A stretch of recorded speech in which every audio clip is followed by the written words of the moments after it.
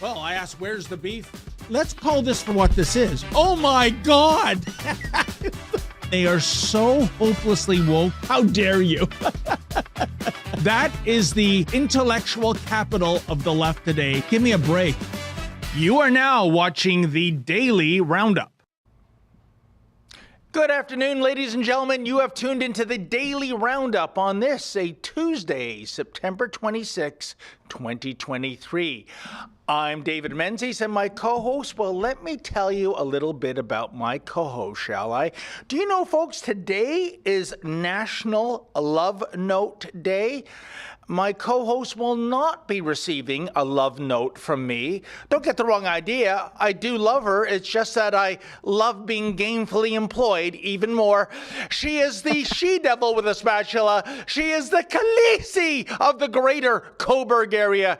She is Tamara Ugolini. How you doing on this National Love Note Day, Tamara? And who are you sending, if anyone, a love note to? Well, you have the hamster wheels are turning in my brain now. I'm like, okay, I have approximately 6 hours until my husband gets home, which leaves me enough time to write him a little handmade love note that I'm sure he would cherish for forever. Boy, David, how I've missed your candid introductions. It has been, I don't even know how long it's been. It has to have been over a month, over maybe 6-8 weeks by now. But you know what? I'm so sorry, because I do enjoy, I call it Tuesdays with Tamara, and usually she makes the incredible expedition down from Coburg to Toronto, but she had some other things to do today, folks, so we have to do it virtually. And I see you've got your lovely Ugolini license plates, your vanity plates in the background. I understand you have my Menzoid plates. I do. Am I going to get those back before Christmas, Tamara, or do I have to come up to your... We're aiming for next week. Yeah, okay. We're aiming for next week, back in the flesh. Today, unfortunately, I didn't have time to commute after an appointment this morning, but I am so looking forward to getting back in the studio, back in person, seeing all of the renovations live in action, because it's kind of been this a lot of different changes happening in the studio that have kind of resulted in perpetual remote hosting of the live stream. Rolled. It looks like one of those $350 Yorkville haircuts. But doesn't that describe me? There you are, wild yet controlled. That's as much as you're going to get on this National Love Note Day. Tamara, I see it's an incredibly slow news day yet again. As always, right? I said tongue firmly in cheek, but before we get to the latest shenanigans, why don't you tell the folks what it is we're attempting to do here today? Yes. So for anybody who isn't familiar, this is our daily roundup, our daily live stream, where we come to you live on air in the flesh, usually in studio or sometimes in studio. And it's basically an hour of every afternoon from 1 to 2 p.m. Eastern, where we can candidly bring you the newsiest news items of the day. And today there is so much going on, whether that be at home here in Canada or abroad, but you can find us on a few different platforms. So we are streaming on YouTube, Rumble, Getter, and Odyssey. Unfortunately, YouTube demonetized our channel over, I think, about a year and a half ago at this point now, because of alleged wrongthink and having dissident contrarian viewpoints on a lot of the COVID hysteria and some election questioning, which we're not allowed to do on those platforms. But I don't think we're getting into any of that nitty-gritty today. So we will hopefully stay live on all of those platforms, mostly the censorious one, YouTube. But if you head on over to Rumble, there's a fun way that you can support our efforts through a small monetary donation, and also have your comment read live on air with us. And so it's a great way to get your opinion read on air, have us maybe provide some comment or banter on it, or just give us a tip or a trick, whatever you see fit. So if you aren't joining us, I would say head on over to Rumble. Seems to be where more freedom-minded people are going anyway, to get uncensored news and opinions. So I always like to recommend that platform there. And of course, it's a great way for you to support us and keep the lights on, because just the equipment alone is such a massive expense, trying to bring you the other, often, I like to say, unreported side of the story. So the newsiest news item, I would say, today is coming from our own parliament, where on Friday, a former Hitler regime member was applauded in the House of Commons. If you can, like, it's so hard to believe that this is real life. But he was given the hero's welcome in Canada's parliamentary chambers. And House Leader Anthony Rota is apparently responsible for this invitation and this whole debacle. And so we have a CBC News article here where Liberal cabinet ministers have come forward, and they believe that his days in the House of Commons are numbered. You think? So there's been I would hope. I am shocked that it's already taken this long. So it happened on Friday. So we went the weekend, and then yesterday, the pushback and the backlash about this was insane. Thankfully, people were very quick to say, "Hey, wait a minute! I'm pretty sure this guy is responsible for some serious war criminal activity. What is he doing in our House of Commons, and why did everybody applaud him unquestionably?" It's just like a bunch of clapping seals, and you know, yeah, go ahead, David. Tamara, this is the story. It is the Anthony Rota death watch, I'll call it. Not death as in going to the pearly gates. I mean, the death of his political career. This is a story that is developing by the minute. I'm going to go out on a limb. I'm going to guess if we had an office pool here, I'm thinking 5 p.m. That is when the anvil is going to be dropped on Mr. Rota, and good riddance. When you have the Bloc Québécois, the NDP, and now the Conservatives saying you got to resign, when you have multiple Liberal cabinet ministers saying he's got to resign, the knives are out.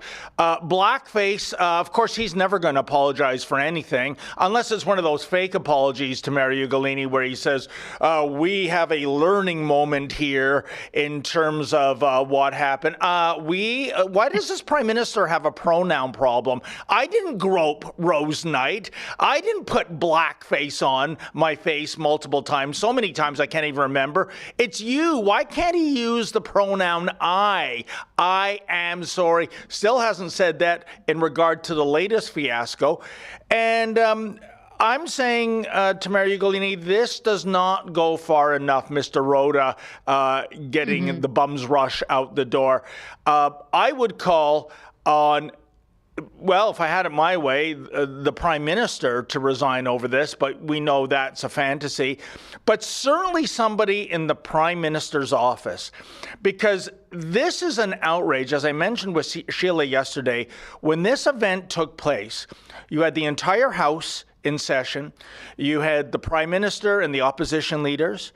You had a visiting head of state who is unarguably the number one assassination target in the world today in terms of Mr. Zelensky. Are you telling me that not everybody is double and triple and quadruple checked? And if they weren't, if the PMO office did not go through that procedure, Tamara, I am saying that is grotesque incompetence, and that is also worthy of somebody getting the axe as well. Your thoughts? Well, grotesque incompetence seems to be a reoccurring theme in our parliamentary system, doesn't it? This is no surprise that there is this, as you put it, grotesque incompetence happening within the Prime Minister's office. And at this point, I mean, I say this all the time that I'm shocked that we're here, but I'm shocked once again that we're here, and there's really no real strong backboned opposition, which is really disappointing to see, for lack of a better, stronger word. The fact that the NDP continue with this unofficial coalition with the Liberal government, I mean, this is resignation worthy on much more senior cabinet official level than just Anthony Rota being the fall guy for the Prime Minister's office and Prime Minister Justin Trudeau himself. I know that there are a swath of Canadians who would love nothing more than for an election to be called and to give the Conservatives a majority government. Whatever side of the coin you're on there, it doesn't so much matter, because I think just getting Trudeau out of office is the first step to trying to correct the awful trajectory that this this country is on, both socioeconomically and obviously politically.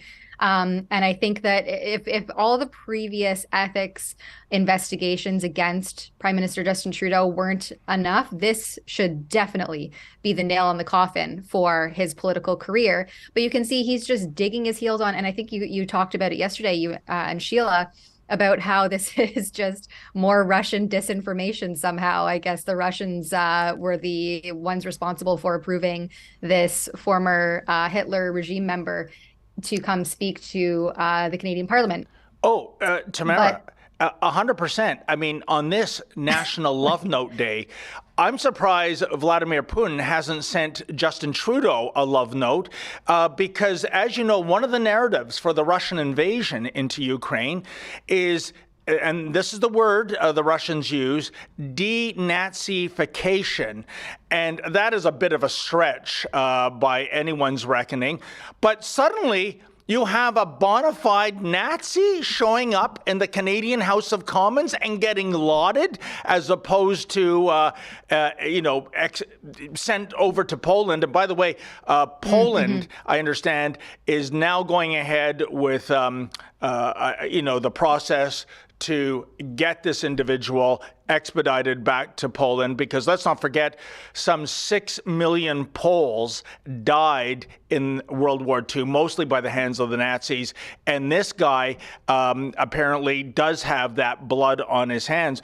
So, but to your original point, in terms of, I guess, regime change, alas and alack, Tamara Ugolini, you were assuming that NDP leader Jagmeet Singh has some testicular fortitude, because what he should do is get a meeting with the Prime Minister and say, hey, listen, this is the last straw. I can't support you with this guy as Speaker. And you know what? I mentioned this to Sheila too.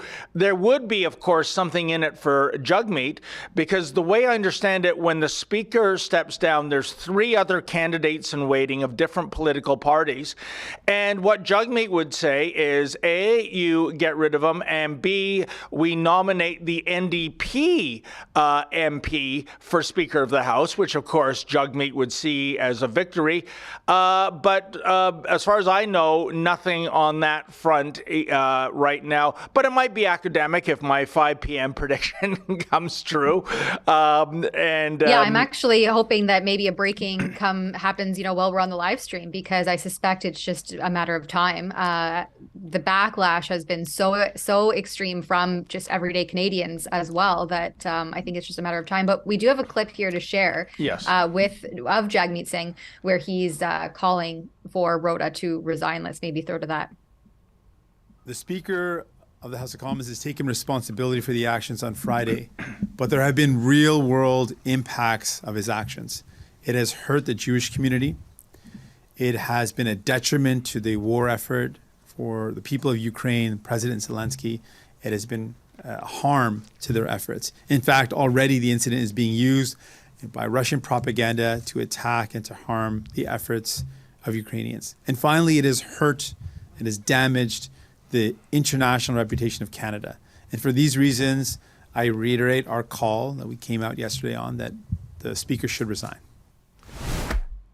Yeah, Mr. Singh. So why don't you do something about this tangibly? Why don't you pull your support for the blackface Liberals? You know what? I think Canadians, even NDP supporters, Tamara Ugolini, are absolutely sick and tired of this act. Jagmeet Singh calling a press conference, finger wagging at blackface and the Liberals, and then whenever it comes to the rubber meeting the road, throws his support behind this corrupt regime. I'm just getting a little tired of it. If he really feels that so many ethnic groups have been insulted and disappointed, which they are, then Jagmeet Singh can pull his support, but, I forgot. He's got to wait out the clock until 2025.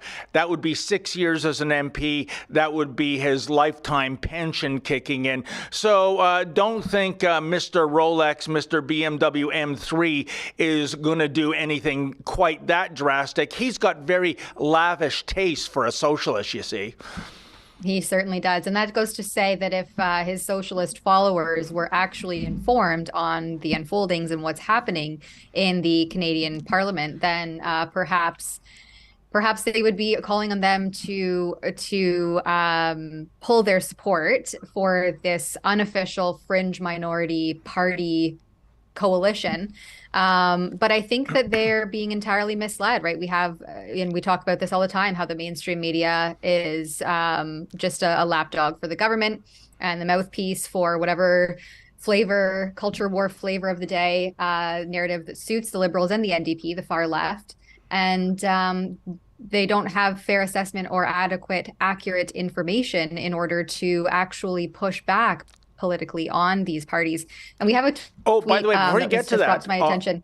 On that point you made, Tamara Ugolini, you're right. The mainstream media was kind of late to the game on this one. This is a scandal, yes. Of course, you can't ignore. It's worldwide attention for all the wrong reasons. But it was our beloved big boss man, Ezra Levant, who on the weekend started doing the simple math. Wait a minute. If this guy, Hunka, is fighting the Russians in the early 1940s, that means he was against an ally of Canada at the time in the Second World War.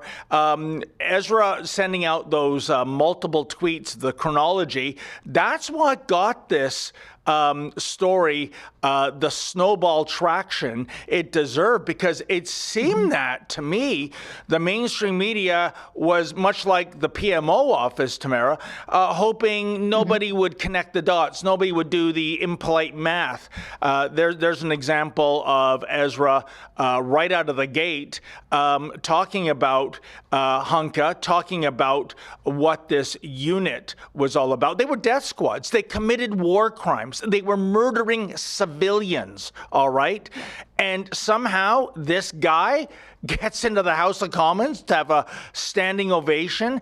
I'll tell you this much, if I'm a member of the opposition or anybody else, I'm sure not trusting the PMO on anything. If I see on the docket there's a guest coming in, I'm going to have my own researchers do some research on this in case we end up in the unsavory position of giving a standing O to a Nazi. Unbelievable. I still can't believe these words are coming out of my mouth, but I think you wanted to throw it to a clip, Tamara.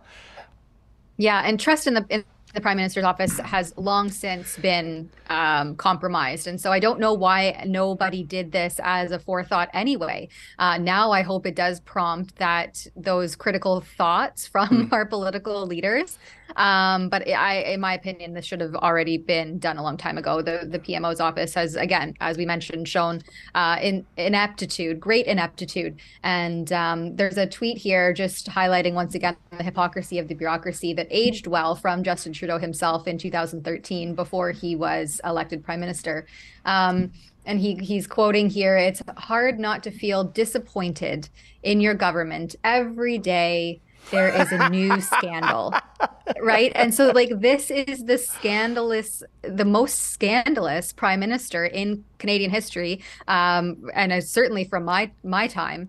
And it's just the inability to self-reflect and to recognize that you are quite literally the worst Prime Minister that this country has seen, and make it continually embarrass our country on the international stage. Unless, Tamara, I don't even have words for it. Well, the only words I have for it, maybe blackface was speaking in the third person in the future, in which case this would be the most accurate thing to ever come out of his mouth since he took reign as Prime Minister some 8 long years ago. Wow, 2 Olympiads and counting. I can't believe it. But I think the video you wanted to throw to, was it... I mean, just the descriptor makes me laugh aloud. Prime Minister Trudeau says House Speaker Anthony Rota is reflecting on how to restore dignity. You gotta be kidding. He needs a to spa the day. House of Commons. Why don't we do... Oh my goodness, he already looks so defeated, poor blackface. Let's hear what he had to say on this one. As I said yesterday, this was deeply embarrassing for the House and for Canada. It is a good thing that Speaker Rota apologized personally, and I'm sure he's reflecting now on how to ensure the dignity of the House going forward. I know that House leaders are going to be meeting later this morning, and I'm sure they'll have very important conversations. He's trying to cry. Can you see that? He's like, oh, I better bring out my acting skills and try to shed a tear or two. Look at him. He just looks so distraught. Oh, you're so, I know, I never thought of that, Tamara Ugolini. Maybe it's all an act. He is a former part-time drama teacher. It's like that John Lovitz character in Saturday Night Live. Acting, and he should have brought some onions with him and put them under the lids. That's an old acting trick. Yeah, the tears aren't coming, and even if they were, we know they are of the crocodilian variety when it comes to blackface. If you ask me, this guy is a psychopath. He is a narcissist, and when I say psychopath, I don't mean he's killing anyone. You don't have to be psychopathic and be you're having your doubts. Maybe I speak too soon, but this is somebody who cares only about me, myself, and I, and it's funny, why didn't anybody in the press gallery there in Ottawa ask the question, Mr. Prime Minister, will you be tendering your resignation? Oh, I forgot, Tamara Ugolini. We don't want to get that impolite and insensitive with poor blackface. You know, that might cut us off of some of the government funding. So we're not going to go after the big fish in the pond here yet again. Yeah, the state broadcaster, they don't dare bite the hand that feeds. We have a couple other clips that we'll just try to get through quickly here. One comes from I'm just looking at the schedule here. I lost my place. Foreign Affairs Minister Melanie Joly, and she actually calls for the resignation of Anthony Rota. I think they just want to see him resign without actually having to take action to remove him. What happened on Friday is completely unacceptable. It was an embarrassment to the House and to Canadians. And I think the Speaker should listen to members of the House and step down. Yeah, that's our Foreign Affairs Minister, Melanie Joly. And by the way, when I say her title, I'm really putting emphasis on the affairs part. I won't go any further. Anyway, what do you make of that statement, Mary Ugolini? Well, it's funny. Usually the Liberals are so in concert with one another. And so now you're seeing a little bit of some are veering away from Justin Trudeau's script where it's, he's reflecting. And thank goodness he personally apologized. And it's like, what does he need to do to reflect? Does he need to go on a spa day and get his nails and toes painted? I mean, what kind of reflection can you really do about something like this? This is a gross oversight, if not intentional. I'm shocked that we're here once again. And I'm really pleased to see that that Canadians have pushed back on this. Finally, Canadians are growing a spine. They're growing their backbone. And we saw that when we launched the campaign against Rota at firerota.com immediately on Sunday night, when this became very apparent that this individual had these nefarious ties. We launched that campaign, and I think we sent one email, and we got almost 5,000 signatures overnight. So this shows just how disgusted Canadians are in the parliamentary process and what's happened here. And it's funny to see the Liberals start to veer from that concerted messaging that they typically have. And I mean, the fact that it takes this for Liberal cabinet ministers to acknowledge that Canada is an embarrassment on the world stage. Maybe now they're going to be more hyper aware of the fact that they were an embarrassment a long time ago, thanks to the actions of, as you would call him, blackface Mick Roper. And, then we have more hypocrisy from this same bureaucracy. Karina Gold, the Liberal MP, she is kind of saying the same, that she thinks it's time for him to resign. We have another clip here of her. Look, I think given what happened on Friday, given the fact that Mr. Rota decided to invite an individual who fought with the Waffen SS and not only invite him to the address of the President of Ukraine, but recognize him in the gallery without informing either the government or the Ukrainian delegation or any parliamentarian that he was going to do this. I can't see, based on the conversations that I've had, that he will continue to have the support of Liberal members of Parliament, and I think it's time for him to do the honourable.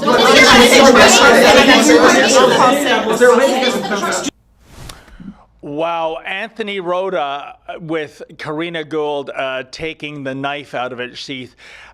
He must be saying, et tu, Brute, because Karina Gould was appearing in a photo op with Hunka some 72 hours ago, and suddenly she's saying to the this newfound master of disaster, yeah, you know, that was then and this is now, and you gotta go. It's spectacular. There's the photo. There's the, and by the way, I think Tamara, that middle one's his son there, and he's ahead of a North Bay Health Association or something. Anyway. And you know what? And that's very important. This isn't getting any attention as far as I can tell, but I think it's an important angle to this story. What in blue hell was the Hunka family thinking when they accepted this invite? Until Friday, Hunka Sr., he was a nice little, polite, retired Nazi living his life out in North Bay. And now, suddenly, the world is on this guy. And there will surely, I imagine, be attempts to scrum him or his family members. They must be suffering from the biggest case of buyer's remorse, Tamara Uglini, since anyone decades ago bought a 1971 Ford Pinto. What say you? Yeah, I think here we have this photo where he's clearly in the Prime Minister's office, meeting with Trudeau, Zelensky, as you saw previously, Karina Gould, who then tried to memory hole Canadians and say that no one met with him. They're essentially feigning ignorance, that no one knew this guy was going to be coming into the House of Commons to receive a hero's address.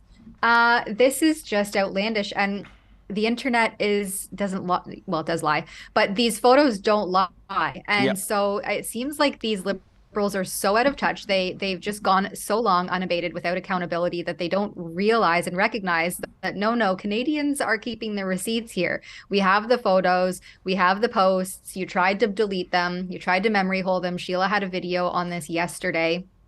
And so I think in addition to Anthony Rota, there's a lot of resignations that could and should be taking place after this massive international scandal, right? Like, this isn't just specific to Canadian politics. This is massive on an international scale. And especially as Canada pledges its unabated, unrelenting support financially for this proxy war between Russia and Ukraine. And now we're seeing, like, can we finally talk about the fact that Ukraine has a Nazi problem, as this kind of exacerbates and highlights. And I would just love to be a fly on the wall to hear what Vladimir Putin is saying at this point, and how this looks on a socio-political landscape for our country.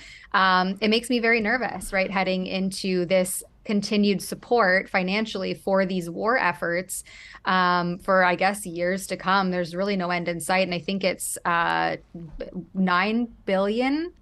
Perhaps I'm getting confused with how much has been funded into the vaccine and therapeutics, but it's a lot of money, and we're like trillions of dollars in debt. Anyway, the whole thing is just a mess, and I think that we need to, there needs to be an immediate change of governance. It's obviously not working. These people are obviously inept. Well, and if this isn't what makes that happen, I don't know what is.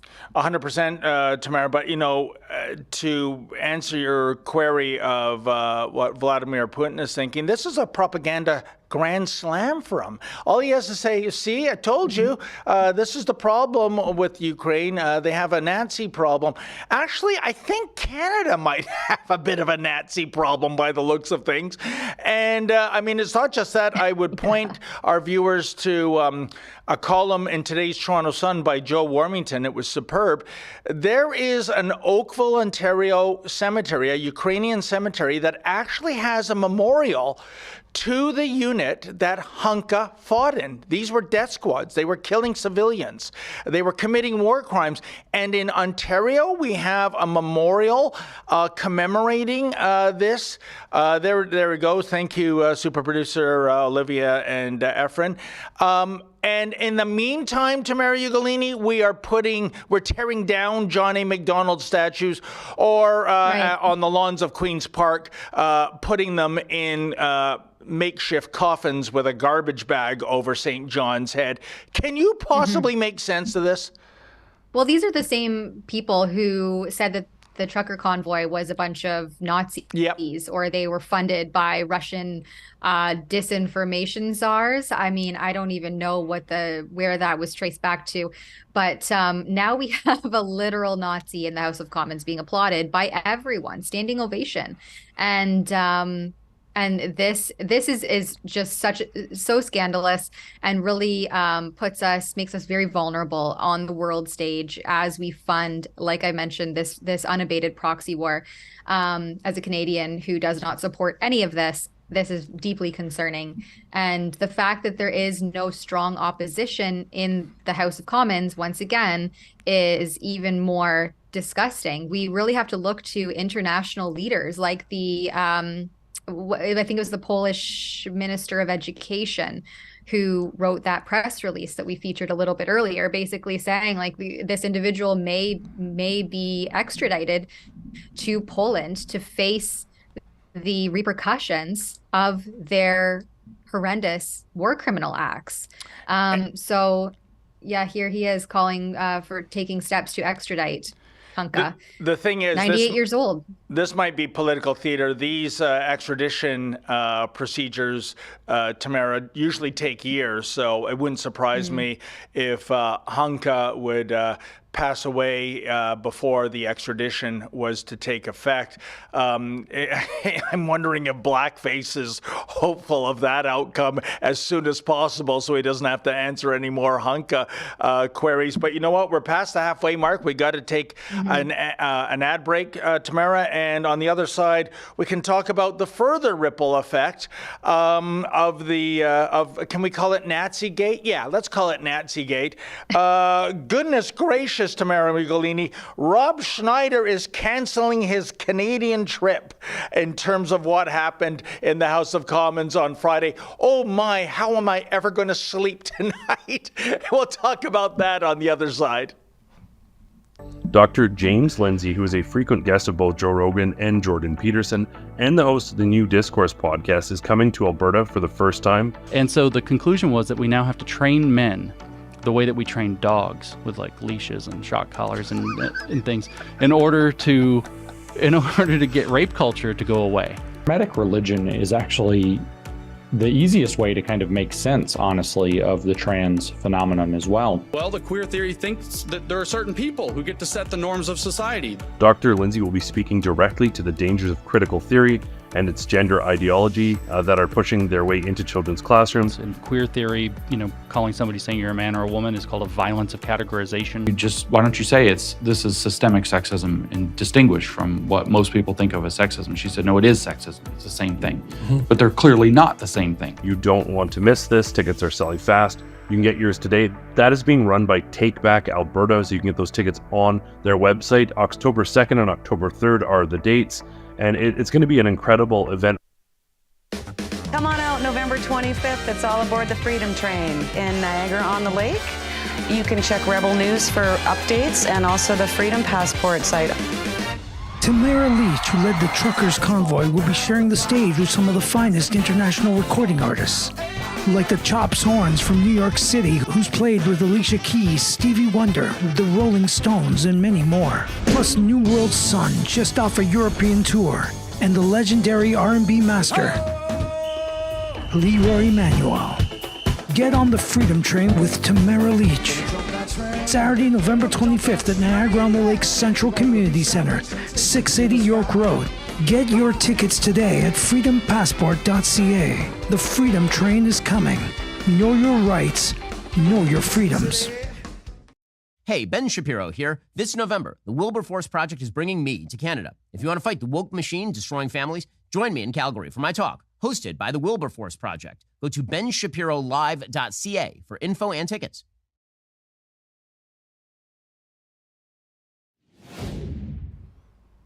Well, Tamara Ugolini, I wonder if any of those performers that are slated to appear on the Freedom Train concert are going to hop off the Freedom Train, given that we are inviting Nazis into the House of Commons. As I mentioned before the break, when you have the star of Deuce Bigalow, male gigolo, saying he ain't coming to Canada, wow, talk about a ripple effect.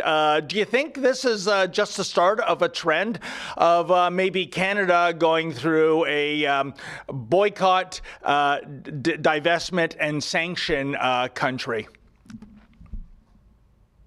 Yeah, and I mean, I just likewise wonder how many more are going to pile on now. I mean, as a Canadian, and someone who does not support any of this, I am deeply embarrassed, and I'm looking like every day living in another country looks better and better. So I do not blame anyone for deciding to forego Canada at this time. We're the laughing stock on the international scale.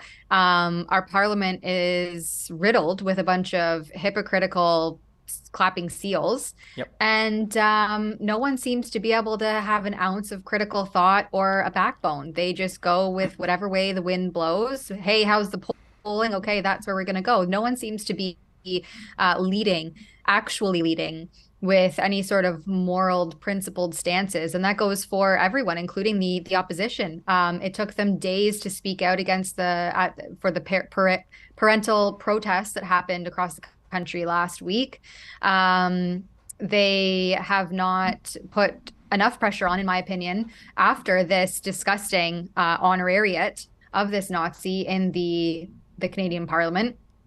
So I really don't blame anybody. I think Canada is quickly going down the drain, and the longer it happens, well, the more we're going to see the fallout of these kinds of decisions. Yeah, I'm with you, Tamara. The lack of forcefulness by the Conservatives on this is utterly baffling to me, I think, and also the how slow they were to react. Again, I don't understand.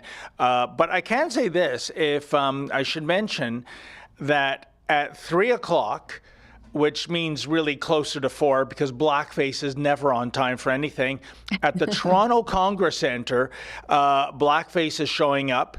The Toronto Congress Centre is near Pearson International Airport.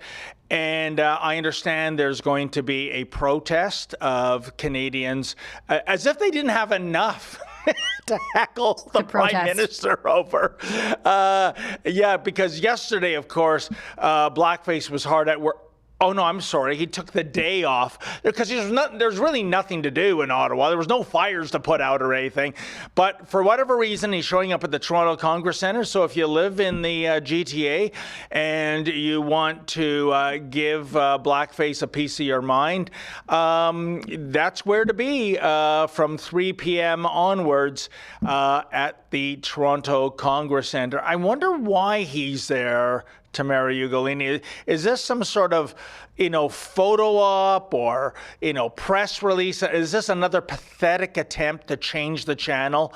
He's going to make some announcement with the hopes of, we'll all forget about Nazigate and Mr. Hunka. Give me a break.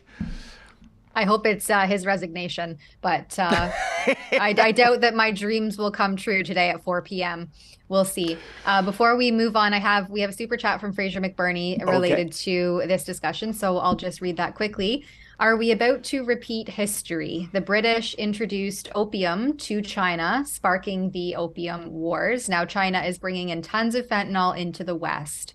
Is it time to declare war on fentanyl? Yes. Sorry, I thought that was more going to be more in line with what we were discussing, the Nazi stuff. But anyway, is it time to declare war on fentanyl? I thought Fraser for a second. The time has long surpassed. I thought Fraser for a second was alluding to the Prime Minister's plane that got stranded in India. There's some chatter about potential illegal substances found on board that plane by a dog with a very good nose, it would appear. And do we have there we go. Justin Trudeau's aeroplane full of cocaine. Yeah, this is an India nationalist media source, so take it with a grain of salt. But regardless, it comes from the former Indian ambassador, Deepak Vora, who makes startling revelations.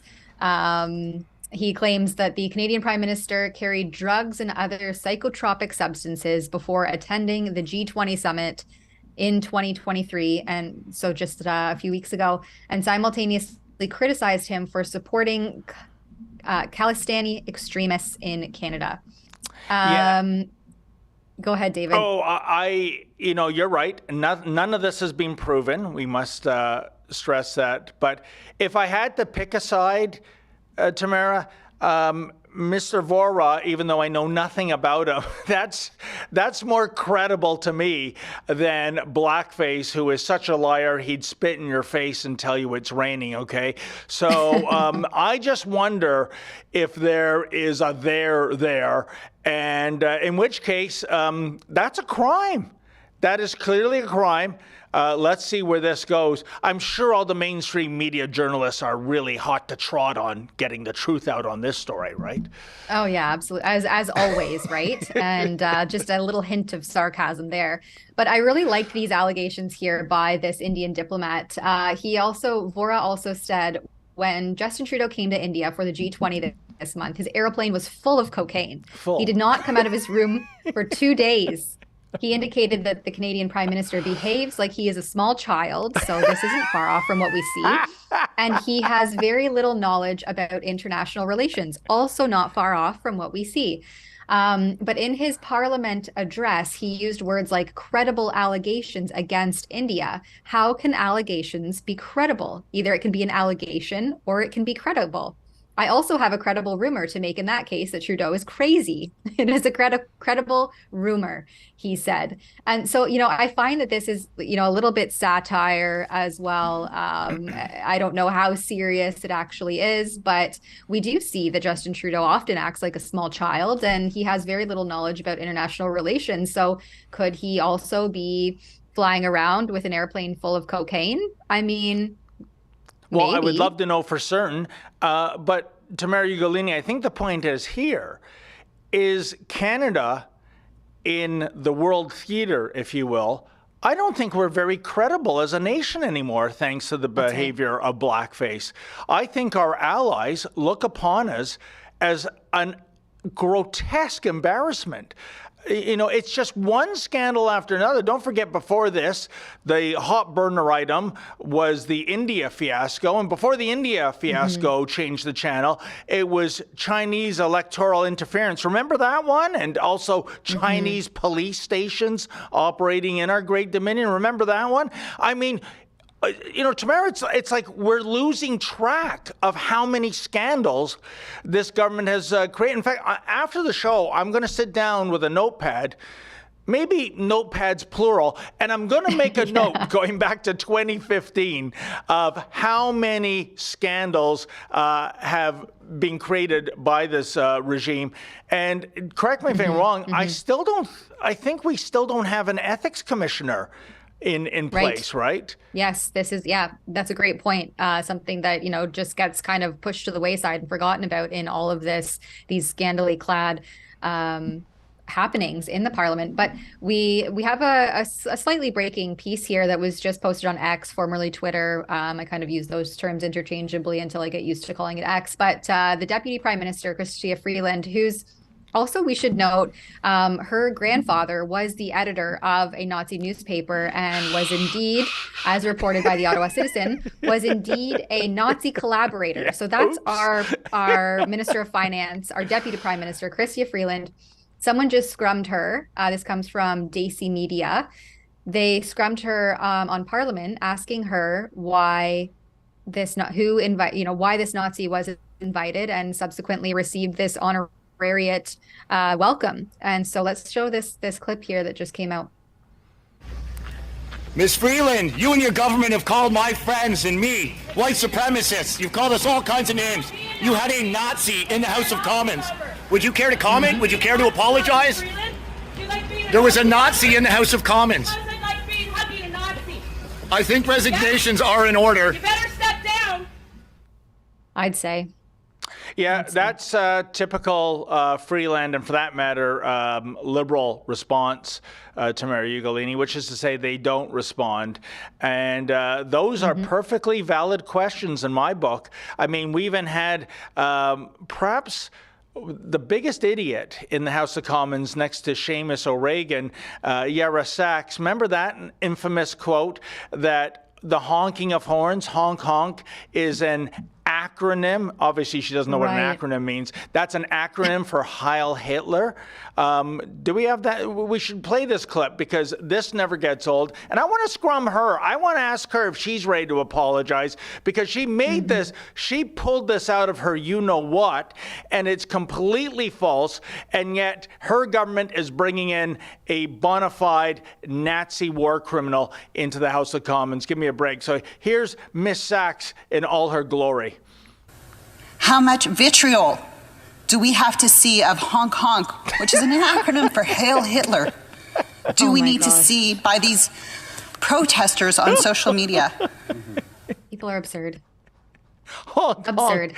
Have you, until she said that, seriously, Tamara, did you ever hear of that kind of equivalence? If someone honks their horn twice, that means they're saying Heil Hitler. I'll tell you that much. In downtown Toronto at rush hour, Hogtown must be full of Nazis because that's all you hear these days.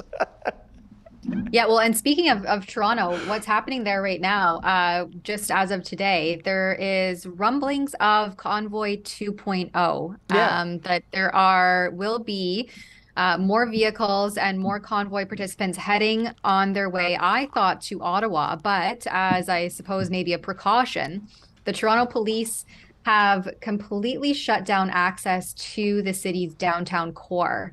We have some aerial views here to show you. And it's really reminiscent of what happened in 2021 when the convoy hit Ottawa. And then subsequently, I think it was about a week or two later, they were also going to roll into Queen's Park, the provincial legislature building. And the Toronto police, the city of Toronto, swept into high gear. They got all of their tow trucks and their buses and all of their heavy equipment and completely blocked off that parliamentary access to the parliamentary buildings there. Oh, but so yeah, Tamara, you can see here, look at it all. That's not all that they're blocking off. And this is very important. Based on rumors, they blocked off those intersections. Now, that is around Bloor and Queen's Park Crescent, that intersection, I do believe, or maybe it's Hoskin Avenue. But a little further south where the video clip began, that is Hospital Row. Okay, that's Sick Kids Hospital, Mount Sinai, Toronto General, etc. And if this blockade was preventing ambulances rushing people to critical care, that is egregious. I don't know if we can see the clip if we at the can beginning. go back at the beginning, but that is where Hospital Row begins, and that is a I think that's a terrible thing to do based on rumors. And as far as I know, Tamara Ugolini, the rumors never came true. There was no and is no convoy. In fact, on the way into the office, I heard on talk radio that the blockade has since been disassembled. You know, I just wonder if this was an elaborate prank, if this was people on social media chattering. And I guess law enforcement is so fearful that if they don't act right away, there's going to be another Ottawa situation. And just based on that chatter, they deployed all those resources, shut down all that traffic right at the height of morning rush hour too. So I'm sure, thousands of Torontonians trying to make a living were late for work again. So I don't know how credible that intelligence was, Tamara. Well, exactly. And just to know that clip there comes from CTV News. And it reminds me as well when the convoy was in Ottawa and the Ottawa Police Services blockaded further access of individuals to get into the downtown core, onto Parliament Hill. And in doing so, they were the ones that blockaded traffic and blocked access for things like emergency vehicles. The convoy itself always kept that one lane open. Yes, it was a slowdown. Yes, it was inconvenient. Yes, it was a nuisance.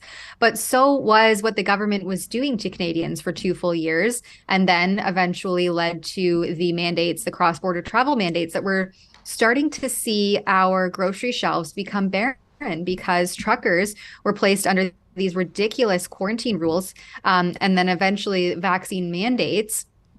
And they were not going to comply. And it was going to start to affect everyday Canadians who were simply going to the grocery store to get their food, because if you access anything, it was brought to you here by a trucker.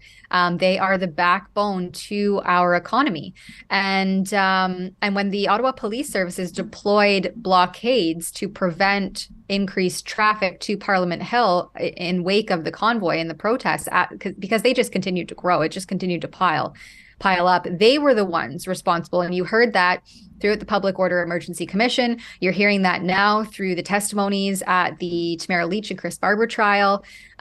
So this is another point in case where the police are responsible for more blockading than protesters ever could or ever would. And all really for nothing. Massive. I wonder how many millions of dollars went into wasting 3/4 of a day or half a day of all city employees, all of their heavy equipment, their vehicles, for a rumor. 100%. And as you looked at the history of the Freedom Convoy, the demonization and vilification we saw of truckers, and I continue to go back to what the great Tucker Carlson had to say, which was, if you are alive, thank a trucker. And by that he meant those groceries in the supermarket, they didn't just appear there by magic. A truck brought them in. The medication that you depend upon at the pharmacy, they got there by a truck too. And I can go on and on. And yet these were, if you remember, Tamara, pre-vaccine, these were the frontline heroes. Remember that? Oh, the frontline heroes, the truckers, which was true. Yeah. And then when you refused to get an experimental jab, frontline hero to back of the bus zero. Absolutely shameful. And but here we are. And I should get your 2 cents worth in, because, Tamara, I affectionately refer to you as our COVID nerd. I mean, and I mean that with all affection, because you read through all those papers and reports that would put me to sleep on the third paragraph, and you find the nuggets of truth, and you're just so darn good at that. There are all kinds of rumblings. We are now officially into fall as of September 23rd. That we're headed back to mask mandates and maybe lockdowns, social distancing. You know the drill.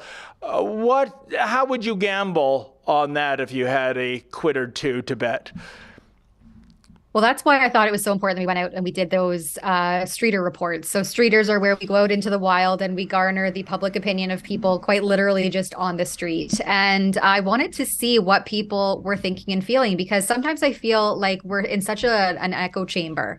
And obviously, I'm very well connected at this point to a lot of the quote unquote experts who provided those contrarian, dissident, questioning criticisms of how the COVID was handled, how it unfolded. Obviously, primarily how the mandates, both mask and vaccine mandates, were handled.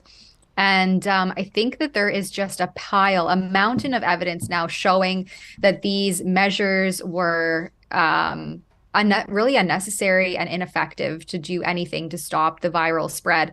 And I think more and more people are now adequately informed on the fact that these measures taken were never justified and they really didn't do anything. I mean, we had mask mandates and vaccine passports, and both of those things were supposed to be our tickets out of the pandemic, right? We heard that repeatedly over and over in 2021 and 2022. This is the ticket out of the pandemic, get your booster, wear your mask. And yet somehow 3 years later, we ended up back at the same place that we didn't even start from, because at the beginning they said, oh, well, the masks don't do anything on a community level. So universal masking is not based on science. It doesn't work. Don't even bother.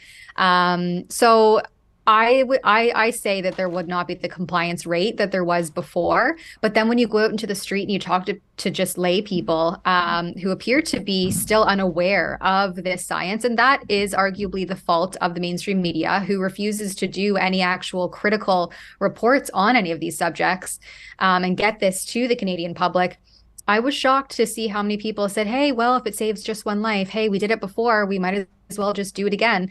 So but I don't think the political landscape anymore is ripe for that kind of knee-jerk hysterical reaction. And I would say more and more people are starting to support independent media. And so they're starting to just now naturally go out in their own and get this information, and disregarding the mainstream media for the propaganda preachers that they are. You know, the question is, Tamara Ugolini, what the compliance rate would be if we go into another series of lockdowns. I mean, in Toronto, are people really going to go to Trinity Bell Woods Park and sit in a social distancing circle? Yeah, oh my gosh. You know, I'm not making this up. Are they going to wear their masks? Are they going to shut down their mom pop businesses? Well, the big multinationals and the Liquor Control Board of Ontario, well, that'll be business as usual. Actually, better than business as usual, because they're the only game in town. That is the big question. And I guess we'll have to see what the answer will be when we do these streeters. Are not scientific. It's not a big enough sampling. And by the same token, for some reason, I want to get your thoughts on this, Tamara. I know of at least 3 comic book stores in the city of Toronto. We did a story on one that have mandatory masking, even right now in September of 2023. You ain't buying your copy of Amazing Spider-Man if you dare walk into the store without a mask on. Actually, have I stumbled upon something? They're so used to the characters in comic books wearing masks, maybe they think we should all wear masks. Make Planet Earth a giant comic book filled with characters from the Avengers and the Justice League of America. But really, Tamara, what do you think it is about that niche that they're still terrified despite all we know about this virus? Yeah, that's a great question. And, when you were trying to get answers on just that, I remember watching that video that's a couple months ago now. People just can't attest to it, right? They're just, this is the science. We are, Anthony Fauci is our God. We kneel at his feet and kiss his toes. We're wearing our mask for forever because that is the COVID religion that we have been propagandized by.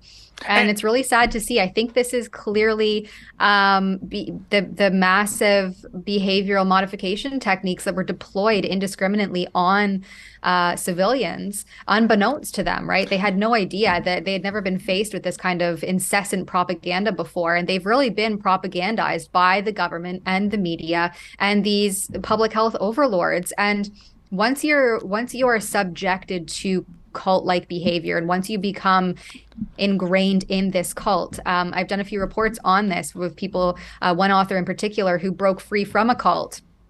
You really need psychological help to get out of that mentality. And so I think that this is unfortunately the sad reality for people who have been captured and propagandized by the COVID cult, that they will not, it's not an easy process to disentangle your brain from the mechanisms that have been deployed onto it. And that I think that we should feel sorry for those people that have suffered as a result of this propaganda at no fault of their own, because they're just not capable of getting that critical thinking skill engaged to see from an outside perspective how they have been radicalized by the COVID regime. So I try to be compassionate, but yeah, it's clearly not based on anything other than propaganda at this point. You see, Tamara Ugolina, I agree with everything you just said, but here's the thing that I just can't understand. I just can't connect the dots. They will say we're following the science and you're safer with a mask than without a mask. But wait a minute. The chief public health poobah, at least in Ontario, Kieran Moore, going back to March of 2022, said, hey, folks, we're out of the woods. No more masking. I think it was March 21st, if memory serves, 2022, where the head honcho, the guy who's a doctor, the guy who's a scientist says, you don't have to wear these anymore. So listen, God bless the people who sell comic books, but I don't think they have scientific degrees. I don't think they have medical degrees.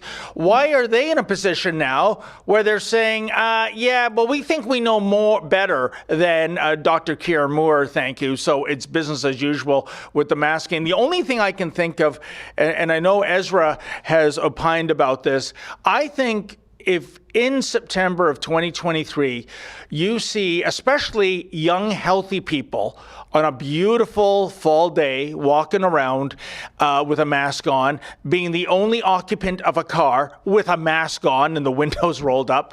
This has nothing to do with medicine anymore, Tamara. This is a political statement. It is, I believe in big government.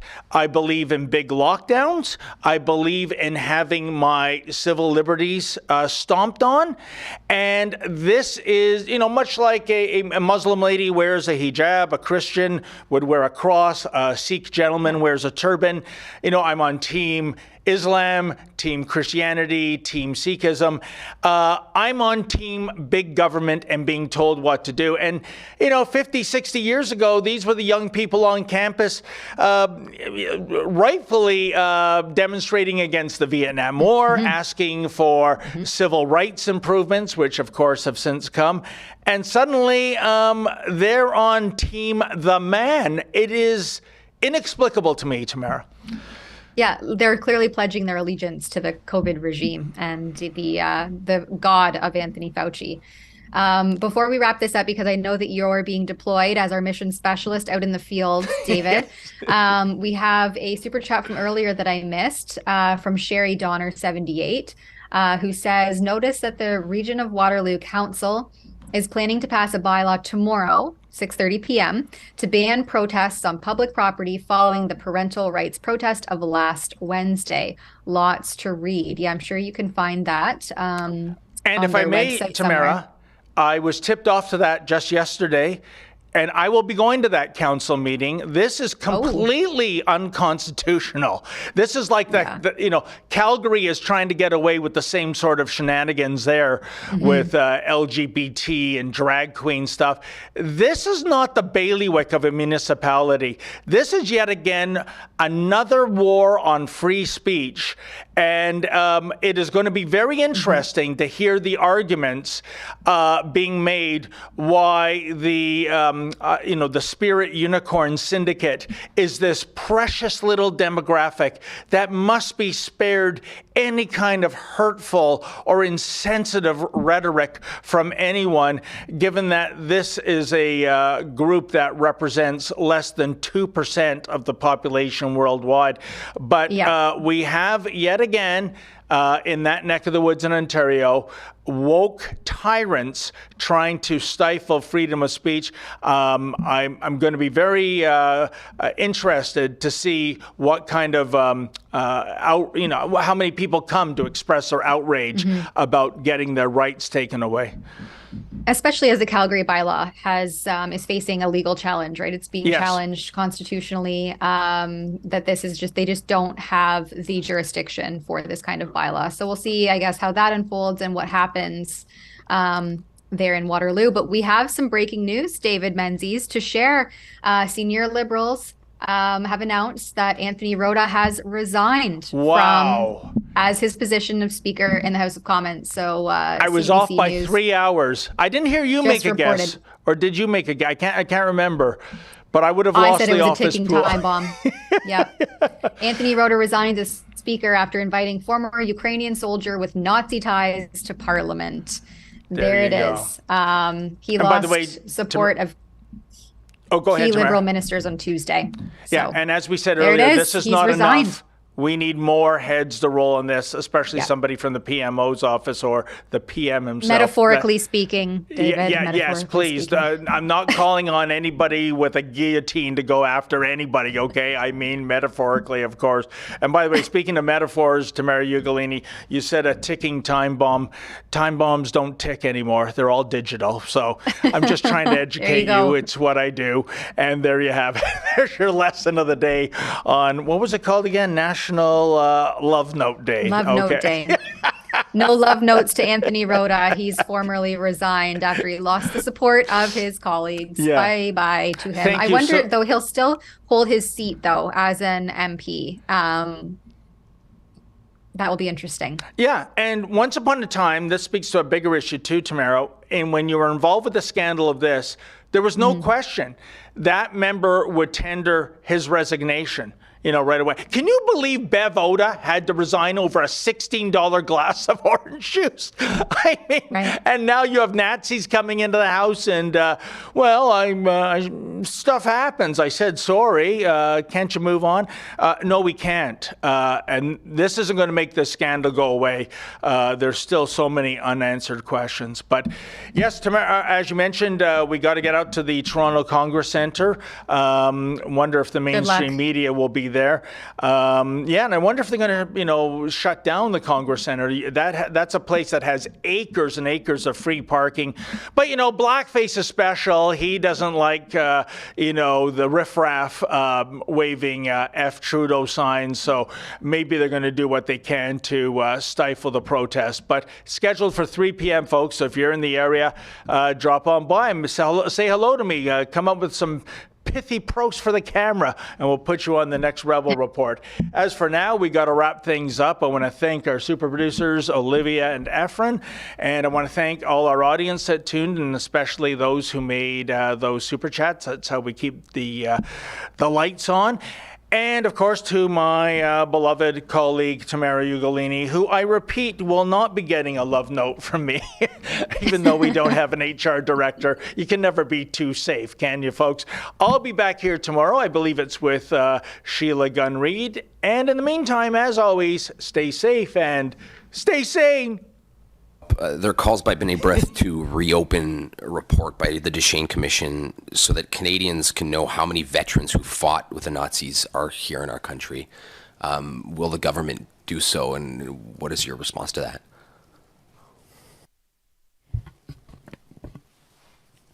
I think, let me just start by reiterating, and I don't think it can be said too many times, how hurtful for so many people in Canada and around the world what happened was and has been and continues to be.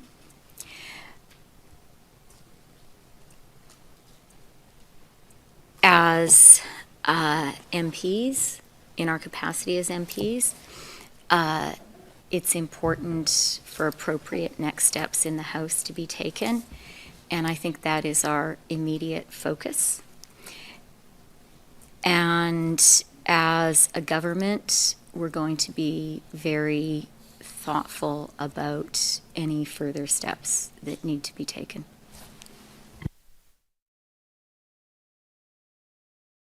Justin Trudeau's new censorship law, Bill C-18. It's a shakedown and a desperate attempt to keep the mainstream media afloat.